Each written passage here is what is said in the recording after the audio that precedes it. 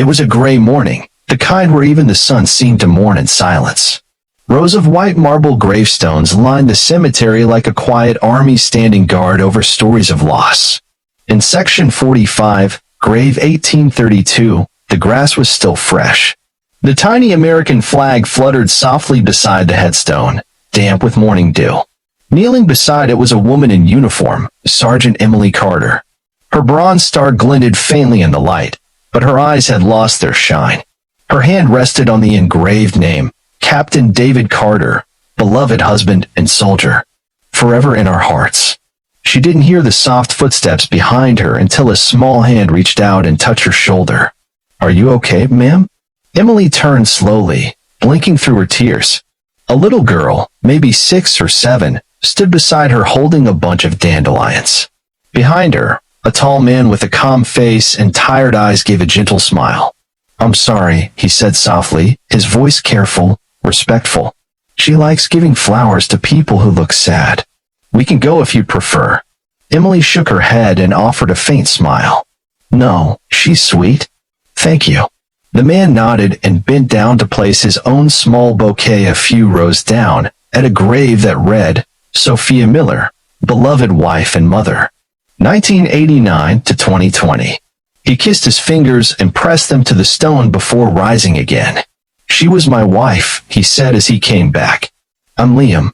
That's my daughter, Clara." Emily stood, brushing the dirt from her knees.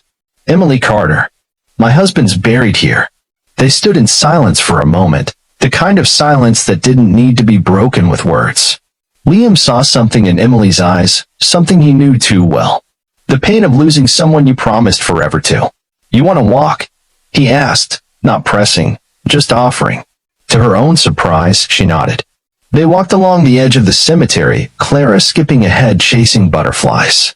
Emily told Liam how she and David had met in training, how they were both deployed twice, and how he never made it back from their last mission. She spoke in short sentences, each one measured, like stepping carefully across a cracked floor. "And you?" she asked, glancing at him. "Car accident," Liam said simply. 2 years ago. Hit and run. Never found the guy." Emily swallowed. "I'm sorry."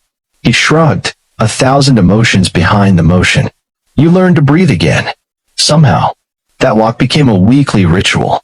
Emily would come on Sundays, and slowly, Liam and Clara started timing their visits to match hers.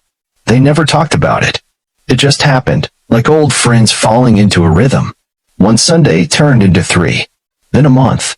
Then 3. They never forced conversation, but over time, the silences grew warmer, like a fireplace in winter rather than a hole in the earth.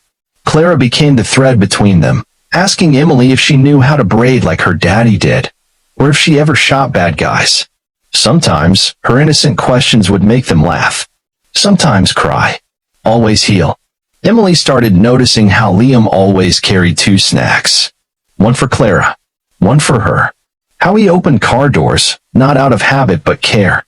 How his voice steadied her when her hands trembled at David's grave.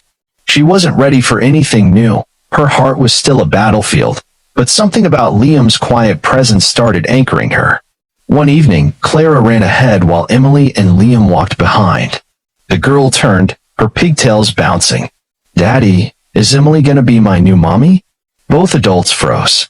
Liam's face turned crimson. Emily's heart skipped.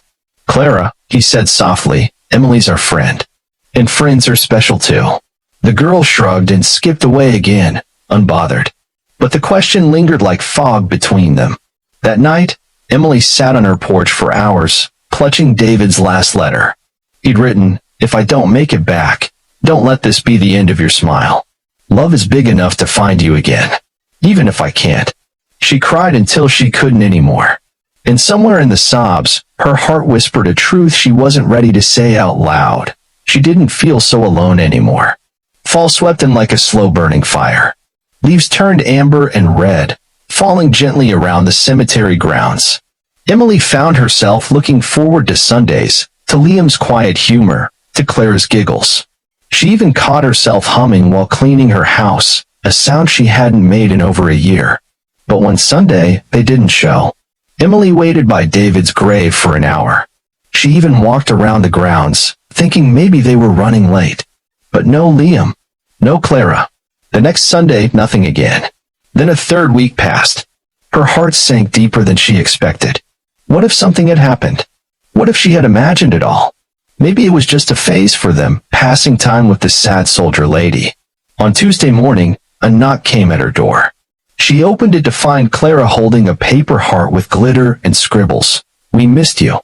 Please come." Behind her stood Liam, holding a pie wrapped in foil.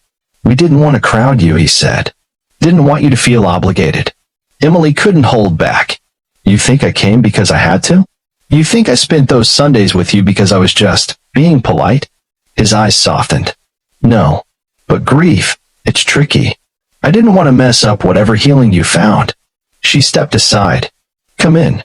They shared coffee, pie, and laughter. Clara painted on Emily's old military files while the adults sat on the floor, backs to the couch. Liam told her he had been offered a job in another city. More pay, better schools. He didn't take it. When Emily asked why, he just said, "Because some things are worth more than a paycheck." One day, while visiting the grave, Emily noticed Clara gently cleaning the dirt off David's name with a tissue. "Your husband was a hero," she said. "That's what my dad says." Emily knelt and pulled her close. "He would have liked you." Clara grinned. "Maybe he sent me." It broke Emily's heart open in the best way. Weeks turned to months. One cold December morning, Emily invited them to her home for Christmas Eve dinner. It was simple, just roasted chicken, mashed potatoes, and gingerbread, but something about it felt like family again. After Clara went to sleep on the couch watching cartoons, Liam helped clean the dishes. The mood grew quiet. Emily turned, her voice barely above a whisper. "You know, I still wear his dog tags. Every day. I think a part of me will always be his." Liam dried his hands and nodded. "That's okay. I still tuck in the side of my bed like she used to." They looked at each other for a long, long second. Then Liam said the words that would stay with Emily forever. "Love doesn't replace, it expands." Tears rolled down her cheeks. Not from pain, but release. "I want to try," she said finally. Liam stepped closer, gently brushing a strand of hair from her face. "So do I." As the snow began to fall outside, two broken hearts finally stopped walking in circles. They met in the middle, where pain met peace, where sorrow turned into something soft and new. In time, Emily removed her uniform for good, choosing a different kind of battle to build again. And while David's picture remained on her mantle, Liam's coat found a place on her hook. Not a replacement, an expansion. Clara called her Mommy Emily without prompting. And every Sunday, without fail, the three of them visited two graves, not in sadness, but in gratitude. For the love that once was, and the love that now is. Sometimes the knock that opens your heart comes after you've locked every door. But healing walks in any way.